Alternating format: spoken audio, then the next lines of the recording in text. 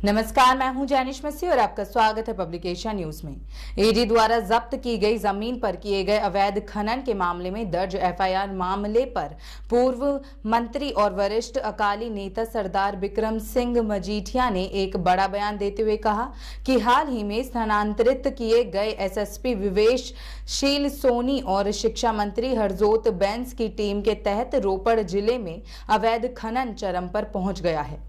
दोनों की संपत्ति के साथ साथ उनके द्वारा किए गए अवैध खनन की भी अकाली नेता ने सीबीआई जांच की मांग की है।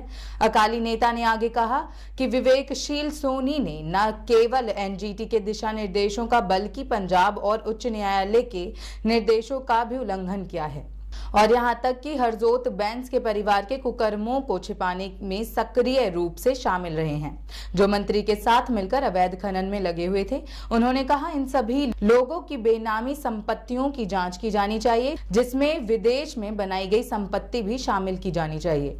सरदार मजीठिया ने पोल खोलते हुए बताया कि यह बेहद हैरानी की बात है कि विवेकशील सोनी की अगुवाई में रोपड़ पुलिस ने एक जमीन के टुकड़े पर किए गए अवैध खनन को छिपाने की कोशिश की है, जिसे प्रवर्तन निदेशालय ने जब्त कर लिया है। मामला उजागर होने के बाद रोपड़ पुलिस ने मामले में एफआईआर दर्ज की थी, लेकिन एफआईआर को निरर्थक बनाने के लिए जमीन जिस गांव में थी उसका नाम जानबूझकर बदल दिया गया था। पुलिस अधिकारी को एफआईआर में जानबूझकर ड्रग किंगपिन का जिक्र नहीं करने के लिए हाईकोर्ट द्वारा फटकार लगाई गई थी।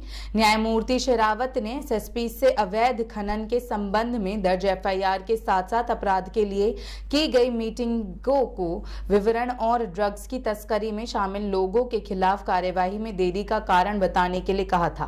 अकाली नेता ने आम आदमी पार्टी का जिक्र करते हुए कहा कि आम आदमी पार्टी के संयोजक अरविंद केजरीवाल के अनुसार, जिन्होंने रेत खनने से 20,000 करोड़ रुपए की सालाना आय की गारंटी दी थी, राज्य के खजाने को हजारों करोड़ रुपए का भारी नुकसान पहुंचाने के बावजूद विवेकशील सोनी को पुरस्कृत कर एसएसपी मोगा के पद पर तैनात किया गया था।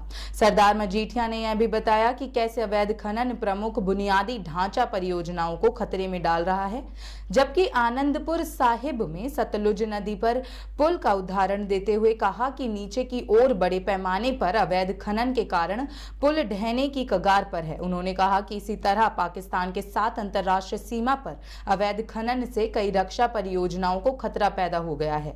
इस तथ्य को उच्च न्यायालय ने भी उठाया था। उन्होंने कहा कि उच्च न्यायालय ने यह भी कहा था कि अंतर्राष्ट्रीय सीमा पर अवैध खनन ने राष्ट्रीय सुरक्षा को खतरे में डाल दिया है। उन्होंने खडूर साहिब का भी उदाहरण देते हुए बताया, जहां एक ईमानदार एसएसपी गुरमीत सिंह चौहान को उस समय बदल दिया गया जब उसने आप विधायक मनजिंदर सिंह लालपुरा के बहनोई को गिरफ्तार किया था। अकाली नेता ने कहा कि यह बेहद दुर्भाग्यपूर्ण बात है कि आप सरकार अवैध रेत ले जाने वाले सभी ट्रक चालकों से 6 रुपए प्रति यूनिट लेकर अवैध खनन सामग्री को वैध सामग्री में बदल रही है। उन्होंने कहा ऐसा किसी भी राज्य में पहली बार हुआ है।